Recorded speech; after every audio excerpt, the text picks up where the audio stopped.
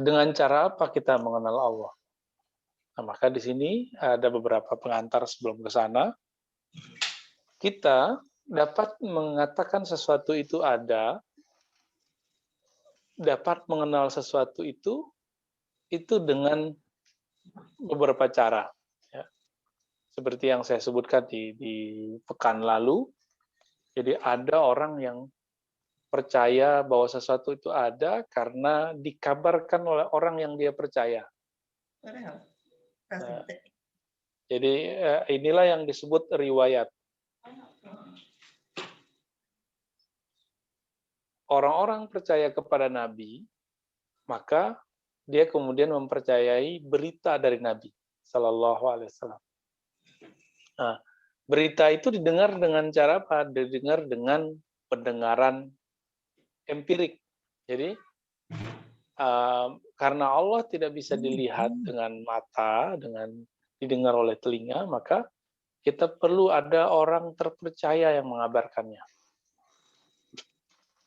Itu sebabnya Nabi Muhammad SAW selama 40 tahun itu disiapkan Allah menjadi orang yang terpercaya. Nah, itu rahasannya. Sehingga ketika beliau berkalam, mengabarkan sesuatu, kalamnya itu dianggap benar. Ya. Lalu apa manfaatnya mengenal Allah? Nah, ini yang paling penting sebenarnya. Yang paling penting dari mengenal Allah SWT, itulah yang disebut berpulang kepada Allah. Nah, Bapak Ibu, tubuh kita sudah jelas pulangnya ke tanah. Karena tubuh ini dari saripati tanah, dia akan kembali ke tanah. Jiwa kita nanti akan bertanggung jawab, mulai di alam barzakh, padang mahsyar, hisab, itu jiwa kita bertanggung jawab. Jiwa ini ada karena ada satu spirit di dalamnya yang disebut dalam bahasa agama kita ruh. Ruh itu adalah hembusan kasih sayang Allah Subhanahu wa taala yang menjadi kekuatan dalam diri. Nah, ruh ini berpulang kemana? Seharusnya dia berpulang kepada Allah. Apabila orang di dunia mengenal Allah, maka dia di akhirat ketika dia meninggal, ruhnya akan pulang kepada Allah sebagaimana badannya berpulang kepada tanah. Sedangkan nafs jiwa itu berpulangnya dua aja, surga, neraka. Itu tempat berpulangnya nafs jiwa kita. Jadi dalam diri kita, Bapak Ibu, ada 3 unsur besar yang mesti kita lihat nanti berpulang kemana nih. Ya. Nah, Bapak Ibu kan punya nama. Nama ini, misalnya nama Pak Mazwar. Itu kan nama dari orang tua. Ketika ruh dulu berkalam dengan Allah Subhanahu wa taala, dan tentu masih ingat ayatnya, alastu bi rabbikum, Allah berkata, bukankah aku Rabb kalian, pencipta kalian? Lalu semua ruh itu menjawab, betul ya Allah, kami menyaksikan engkau. Nah, itu kan nama-nama kita di dunia ini kan belum ada. Nama seperti saya Ar-Razi, Mazwar, Akib itu udah nggak ada. Zain itu nggak ada nama itu. Ya, yang ada apa? Itu ruh. Tentu ruh itu ada namanya juga. Nah, ketika kita meninggal, maka kita nggak bawa sebenarnya nama dari tubuh ini, karena nama dari tubuh ini sudah terkubur dengan tubuh ini. Nah, kalau orang ini tidak mengenal Allah, maka ruhnya nanti itu tidak bisa berpulang kepada Allah, sedangkan tubuhnya sudah pulang ke tanah. Maka perlu orang itu mengenal Allah Subhanahu wa taala. Jadi mengenal Allah itu kalau boleh disebut pulang kampungnya ruh. Mengenal Allah itu sama dengan ruh itu sedang mengenang tentang dia dulu pernah memandang Allah Subhanahu wa taala. Jadi Bapak Ibu, dulu di alam ruh itu, semua ruh kan menatap kepada Allah. Tapi Allah menguji. Ada ruh itu diuji dengan tiga sikap. Ya, pertama, ruh itu diperlihatkan dunia.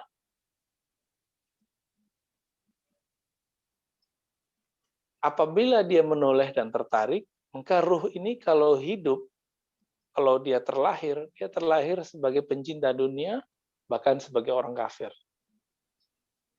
Nah, ini alhamdulillah kita terlahir sebagai muslim, dan kita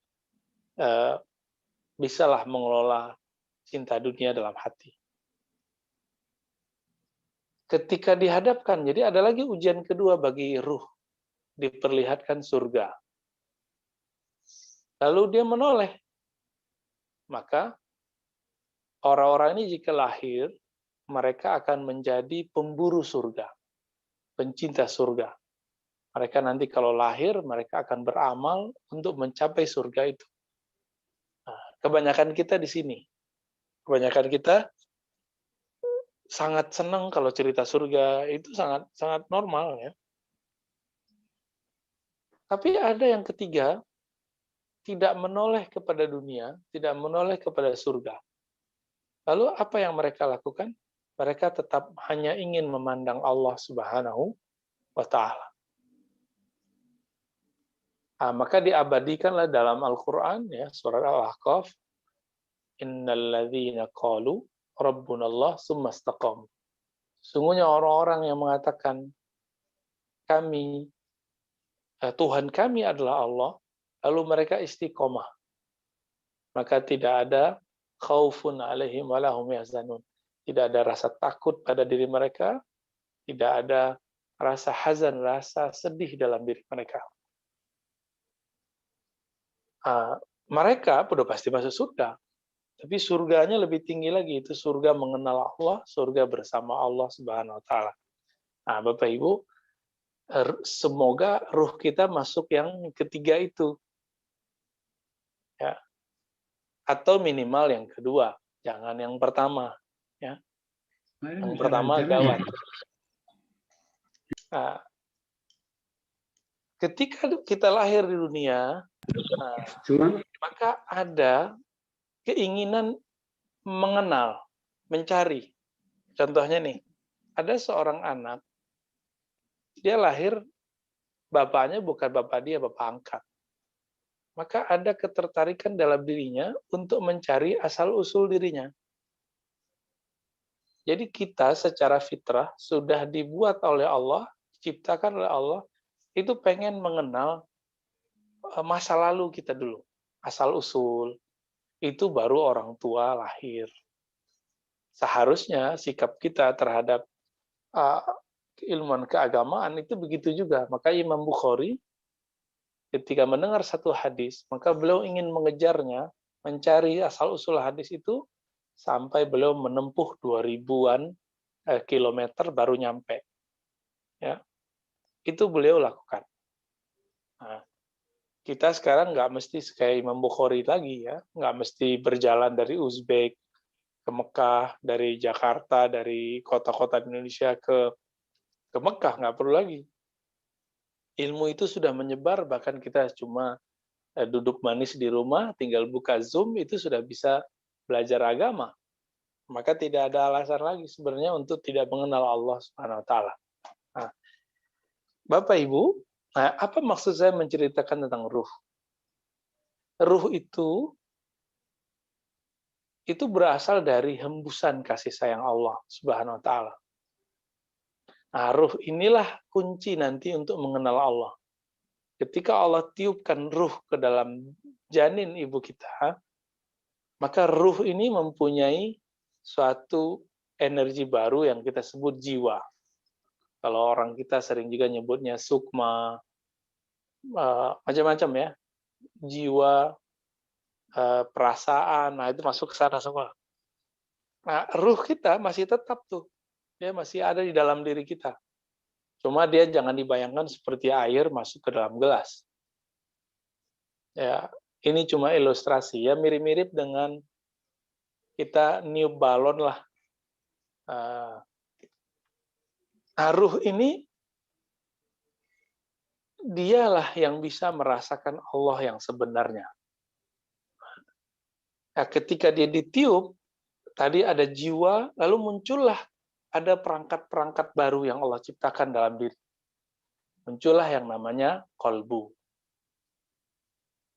Kolbu ini bercabang. Ada yang menghadap kepada ruh, maka dia berzikir. Ada yang menghadap kepada jiwa, namanya akal. Maka dia berakal. Jadi, Bapak Ibu ini punya ruh, punya jiwa, punya spirit ya. Ketika ditiupkan ke dalam tubuh, apa yang terjadi? Allah menciptakan perangkat-perangkat pertama yang menghadap, yang dekat kepada ruh, namanya kolbu. Apa dia mengingat Allah, maka kolbu ini aktif. Dia akan menjadi tenang. Ya. Sedangkan yang kedua, kolbu ini menghadap ke alam, ke jiwa. Maka dia punya satu perangkat namanya akal. Makanya kita bisa mikir. Tapi pikiran kita itu hanya berhadapan dengan alam yang zahir. Nggak bisa dia memikirkan yang batin. Dia cuma bisa percaya. Jadi, kolbu dan akal ini dia saling berkaitan, tapi tugasnya aja yang beda. Kalau sudah berkaitan dengan alam yang zahir, maka akal lebih dominan. Jika sudah berkaitan dengan yang metafisika, bukan fisik, maka kolbu yang menghadap ke ruh tadi, dia nanti akan bekerja. Bapak Ibu yang melakukan Allah, bagaimana cara kita mengenal Allah? Nah, caranya adalah mengenal titipannya dalam diri kita. Mengenal titipan Allah. Apa yang Allah titipkan dalam diri? Itulah ruh. Nah, Allah itu punya nama, punya sifat, ya, punya kekuatan. Salah satu sifat dan kekuatan Allah itu adalah menghidupkan dan mematikan. Nah, Bapak Ibu nggak usah jauh-jauh ngelihat tumbuhan, ngelihat apapun. Kita lihat ternyata dalam diri kita ada potensi yang tumbuh. Kita lihatlah tubuh kita dari kecil tumbuh menjadi remaja, dewasa. Lalu seperti tumbuhan, dia melayu. Dia jadi layu. Berarti diri kita punya kemampuan tumbuh. Badan karena kita dari tumbuhan, kita tumbuh.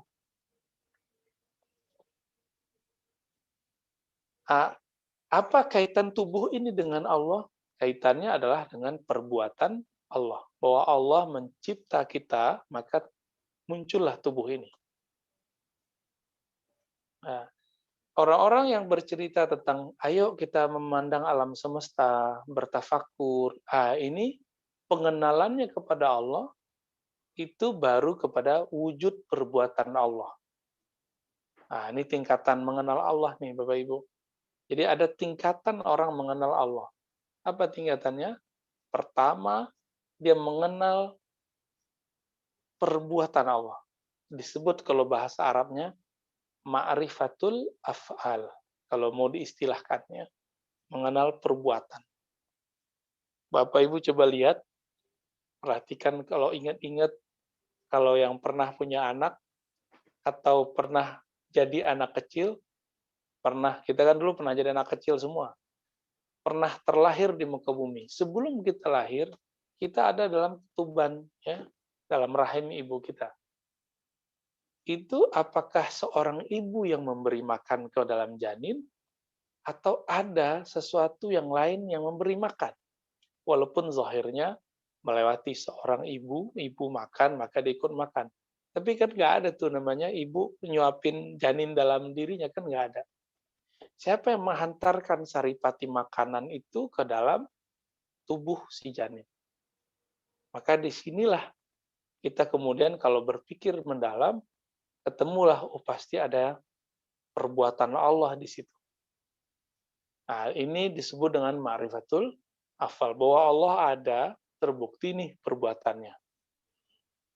Nah, saya sering mencontohkan, kita dari kecil sampai sekarang dewasa, lalu kemudian mulai jadi tua, itu kan kita nggak bisa menahan. Ini bukti paling kuat bahwa perbuatan Allah itu mutlak. Allah jika berkehendak apa saja, nggak ada yang bisa nahan. Ya, nggak ada yang bisa nahan. Jadi kita menahan ketuaan ini nggak bisa. Dia datang.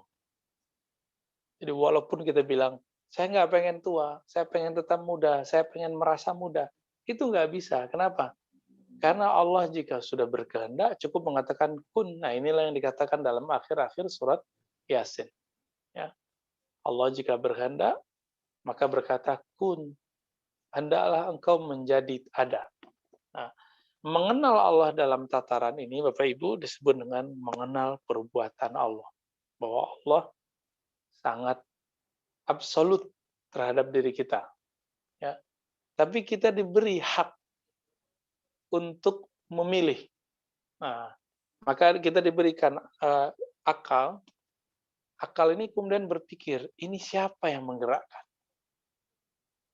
Akal ini kemudian mencoba berkontemplasi, siapa yang membuat aku terlahir, jadi anak-anak, remaja, dewasa, lalu tua. Nah, inilah yang kita katakan Allah. Maka sebutan Allah itu adalah pengakuan terhadap perbuatan-perbuatannya. Nah, ini yang dikatakan tadi dalam doa kita, dalam zikir kita, raditu billahi rabbah. Aku ridho bahwa Allah adalah Rabbku. Ini kalau dipraktekkan ke corona hari ini, Bapak Ibu, walaupun secara zahir, corona itu disebarkan oleh ahli-ahli tertentu, di lab tertentu, tapi dia hanya terjadi dengan izin Allah. Nah, masalahnya sekarang, kita percaya nggak bahwa Allah mengizinkannya? Tapi ada rumusannya, Bapak Ibu. Tidak semua yang Allah izinkan itu Allah ridhoi. Allah mengizinkan adanya orang kafir, tapi Allah tidak ridho kepada orang kafir. Allah izinkan ada orang-orang yang musyrik, ada kesyirikan, tapi Allah tidak ridho kepada orang yang musyrik itu. Nah, jadi level pertama mengenal Allah ini sangat mudah sekali. Kita nggak bisa menahan ketuaan ini, Bapak Ibu.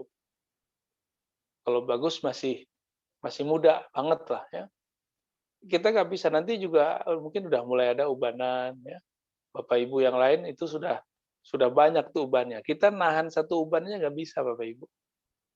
Coba tahan tuh ubannya. Maka sebenarnya kita bisa bergetar cukup dengan memahami satu helai rambut dalam diri. Cukup dengan mengatakan, ya Allah, ini aku tidak bisa menumbuhkannya, tidak bisa menahan ubannya. Nah, ini namanya meyakini bahwa Allah ada pada diri kita, terutama perbuatannya. Jadi, kalau kita sebut, perbuatan Allah ada pada fisik manusia. Jadi fisik manusia, fisik alam semesta ini perbuatan Allah semua. Nah, dari sinilah muncul nama-nama Allah. Razak, Maha memberi rizki, Muhyi, yang Maha menghidupkan, yang Mumit, yang Maha mematikan. Nah, itu nama-nama perbuatan. Ya. Allah itu menumbuhkan tumbuhan. Nah, itu semuanya nama-nama Allah. Nah, kebanyakan para ustadz kita mengantar kita sampai ke sini. Itu sudah bagus. Ini untuk tataran orang yang mengenal Allah sudah cukup. Nah, maka orang ketika bersyahadat, asyhadu an la ilaha illallah, ya maknanya aku bersaksi bahwa tidak ada yang berbuat, tidak ada yang menumbuhkan, tidak ada yang beri rezeki kecuali Allah. Ini sudah kuat. Ini orang kalau meninggal, insya Allah sudah selamat. Ya. Insya Allah, Allah sudah selamatkan dia. Ya. Tapi syaratnya itu Bapak Ibu, membacanya tidak hanya dengan lisan. Jadi apa zikirnya orang pada uh, bab ini? Jadi bab mengenal Allah, yaitu keberadaan perbuatannya. Nah, zikirnya adalah la ilaha illallah dengan makna la fa ilaha illallah. Tiada yang disembah selain Allah, tapi maknanya tiada yang berbuat kecuali Allah. Itu maknanya.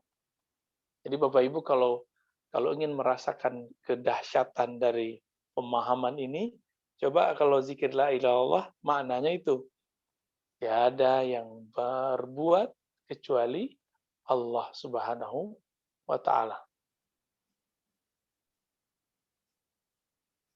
Nah, inilah yang diajarkan oleh masyaikh, guru-guru kita dari dulu ya.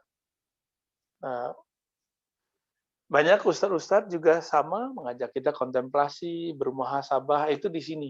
Rata-rata mainnya di sini. Nah, Bapak Ibu, tapi Allah Ta'ala memandang bukan ke tubuh ini. Kemana Allah memandang? Allah memandang ke dalam kolbu. Jadi kita ini punya rumah, punya mobil, punya emas, punya emasnya juga ya, punya mbaknya, semuanya kita punya. Tapi Allah nggak pandang itu. Maka kemuliaan makhluk dengan rumah banyak, rumah luas, dengan emas, dengan segala macam, itu Allah nggak pandang. Yang Allah pandang apa? Di kolbunya merasa apa? Maka ada yang disebut dengan ma'rifatul asma. Ma'rifatul asma. Asma itu jamak dari ism, artinya nama. Nama-nama Allah.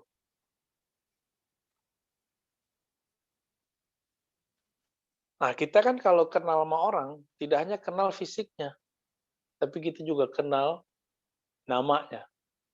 Dan orang di dunia, Bapak Ibu, itu cari nama. Coba lihat kita ya. Lahir dicari nama. Di sekolah dipanggil dengan nama. Nanti ketika kuliah, nambahin nama. Insinyur, dokter, sarjana, magister, ya kayak gitu. Semuanya itu nambah nama. Jadi untuk level manusia, nama itu penting. Apalagi di sisi Allah, maka nama itu sangat penting. Jadi untuk mengenal Allah dengan kalbu, maka caranya adalah mengenal nama. Ini sudah naik level. Tadi melihat perbuatan Allah. Ini pasti ada yang berbuat nih, ya. Pasti ada yang menumbuhkan ini. Maka namanya apa? Namanya siapa? Nah, nama inilah yang kemudian tertuang dalam Al-Asma'ul Husna. Jadi Asma'ul Husna. Nama-nama yang indah. Nah, inilah yang terdapat dalam surat Al-Isra, seingat saya ayat 180 ya. Walillahil asma'ul husna. Dan milik Allah lah nama-nama yang bagus, yang indah. Nah, Bapak Ibu pasti senang dipanggil dengan gelarnya. Kalau bekerja, pengen dapat nama lagi.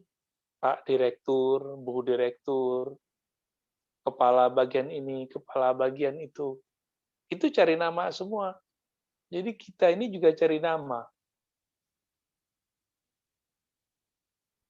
Tapi kita baru cari nama untuk orang yang ada di dunia. Kita belum cari nama untuk berpulang kepada Allah. Maka di pagi ini saya mengajak Bapak Ibu, ini agak sedikit berbeda dengan kajian tauhid, kajian ilmu akidah di luar. Kita langsung prakteknya dalam bab berpikirnya di situ. Jadi gimana caranya nih? Maka Bapak Ibu bacalah Asmaul Husna, baca artinya di bagian nama mana yang kita paling tersentuh.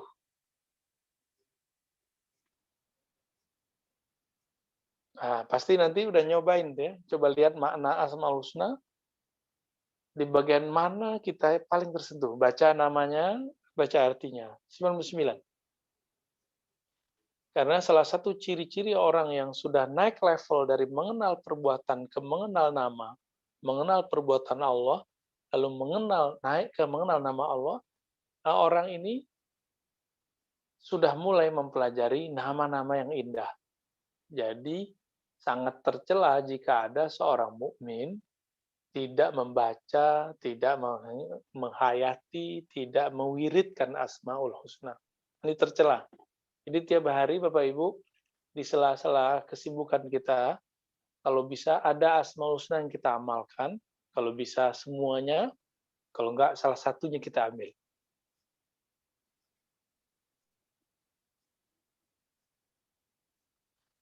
Nah, ini kita mundur sedikit.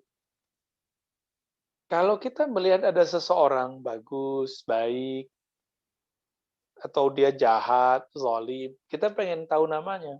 Itu namanya siapa? Setelah melihat perbuatannya, akhlaknya, lalu kita bertanya, namanya siapa? Sama. Apabila kita memang mengagumi Allah, mengenal perbuatan Allah tadi nyata dalam diri kita, maka pastinya diri ini akan bertanya, siapa yang punya perbuatan begini, namanya siapa sih? Saya kalau lagi sedang seseorang, misalnya Bapak Ibu waktu remaja dulu sedang seseorang, yang mungkin ada yang jadi pasangannya sekarang, ada yang bukan, ya. Itu pasti penasaran itu namanya siapa sih? Gitu. Kita senang dengan seorang penceramah nih di luar atau orator, motivator, kita cerita namanya siapa. Lalu ada orang yang mengenal namanya, itu langsung berkenalan dia kepada yang punya perbuatan, yang punya nama. Tapi kan nggak semua orang punya akses itu. Seperti Nabi Muhammad bisa, kita belum tentu bisa. Nah, disinilah perlunya seorang guru, seorang murabbi, seorang syekh, mursyid, yang membimbing kita mengenalkan nama. Ini loh namanya Allah. Gitu. Nama dari semua itu terpusat pada Allah. Atau Ya Hayyu, yang maha hidup, yang maha mengurus hambanya.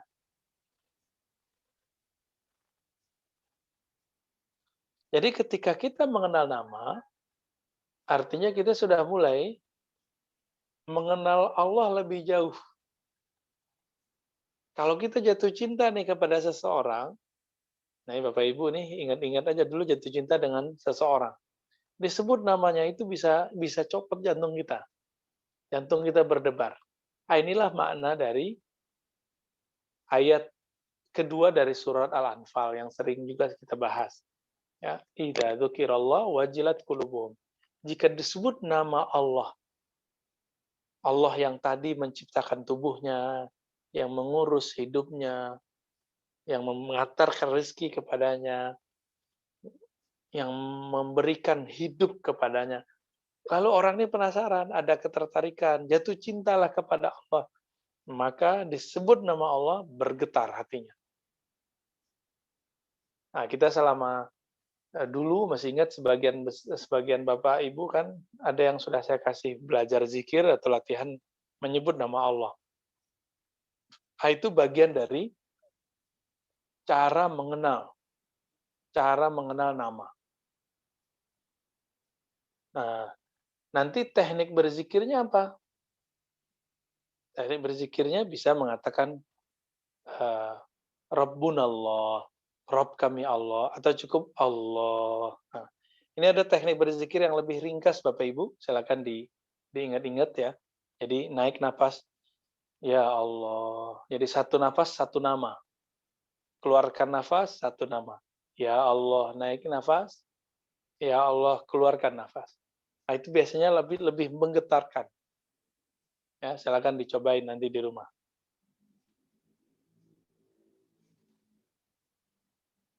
Allah Ta'ala menyimpan nama-nama itu sebenarnya disimpan di kolbu kita. Nah, sekarang kita maukah mengaktifkan nama itu di dalam kolbu ini? Apabila Bapak Ibu mengaktifkan nama Allah dalam kolbu ini, di saat itulah Allah mau memandang kolbu. Dan Allah memandangnya dengan ridho. Coba bayangkan, kita punya pasangan kita dalam hatinya nggak suka sama kita, nggak kepikiran sama kita, nggak rindu sama kita, kan kita nggak ridho. Maka sekarang coba dianalogkan. Kita mengatakan cinta kepada Allah, suka kepada Allah, tertarik kepada Allah, mengenal Allah, tapi di kolbu nggak ada nama Allah. Itu sebabnya latihan yang lama tolong dihidupkan lagi, menyebut nama Allah dalam kolbu. Supaya nanti apabila Allah memandang kolbu kita, itu yang terpandang oleh Allah, ada namanya di dalam kolbu. Betapa ridhonya Allah, senangnya Allah melihat di kolbu ini ada namanya. Yang di kolbu itu, Bapak Ibu, itu permanen. Kalau ada orang hafal Quran, hafalan bisa hilang. Saya merasakan sendiri. Ya, hafalan kalau nggak diulang-ulang, hilang. Ya. Walaupun ada metode menghafal 40 hari, itu terburu-buru, nggak ikut sunnah Nabi. Sunnah Nabi menghafal itu ya bertahap. Tapi walaupun udah bertahap, kalau nggak diulang, nggak direview, nggak ditakrir, nggak dibawa sholat, itu hilang. Maka kalau kita mengandalkan hafalan untuk mengenal Allah, hafalan itu nanti akan hilang. Walaupun orang ini nanti dimuliakan oleh Allah, kita nih misalnya hafal Quran, kita akan dimuliakan karena di memori otak kita ada ayat-ayatnya. Tapi ayat-ayat itu jika sudah mulai direnungi, maka dia masuk ke dalam kolbu. Nah, ini baru disebut hafiz yang sebenarnya. Hafizul Quran yang sebenarnya yang kayak gini Bapak Ibu. Jadi dia hafalannya itu dia renungi sehingga masuk ke dalam dirinya. Kita yang tidak hafal, bacaan Quran itu kita resapi, lalu kita rasakan dengan kolbu. Di saat itu Allah melihat, oh di dalam kolbunya ada namaku, lalu ada sifat-sifatku, yaitu kalamullah. Nah, apabila kita mulai merenungi ayat-ayat Allah, baik ayat yang tertulis, ayat yang tidak tertulis, nanti kita akan mengenal Allah lebih jauh. Nah, disebutlah ini ma'rifatus sifat, ini yang ketiga. Mengenal sifat-sifat Allah. Bahwa kita mengatakan, oh Allah benar-benar ada.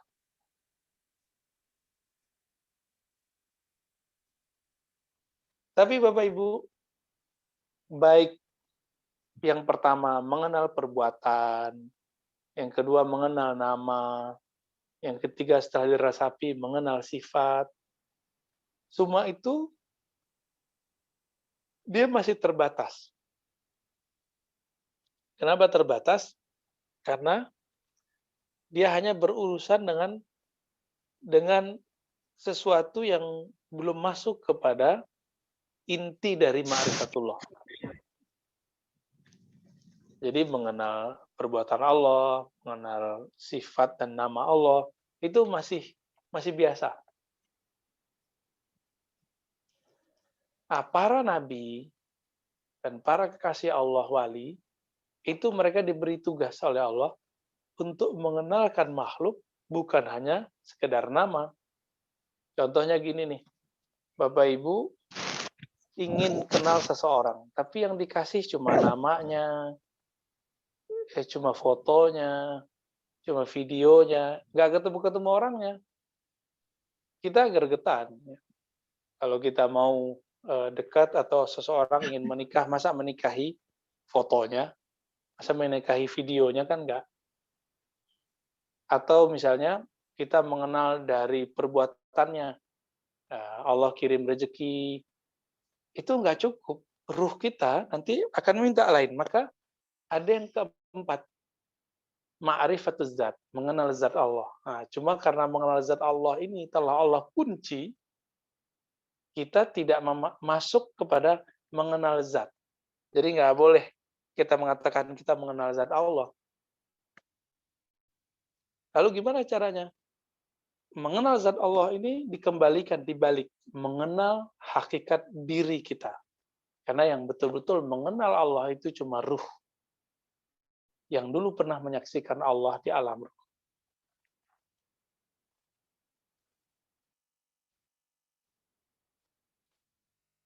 Jadi Bapak Ibu, yang keempat apa? Ma'rifatuz zat. Mengenal zat. Karena mengenal zat tidak mungkin pada orang seperti kita, maka kita pulang ke dalam diri. Dulu kan Allah meniupkan kasih sayangnya ke dalam janin. Nah, kasih sayang Allah itu berasal dari zat Allah Subhanahu wa taala. Nah, inilah yang kemudian menjadi ruh.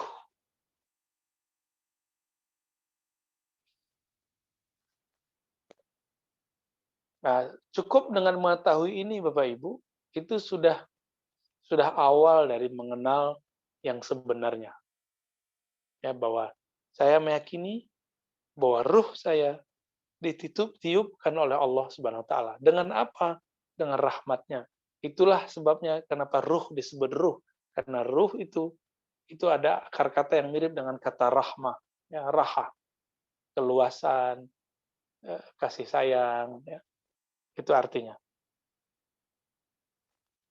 Nah, Bapak Ibu, ketika seseorang meninggal,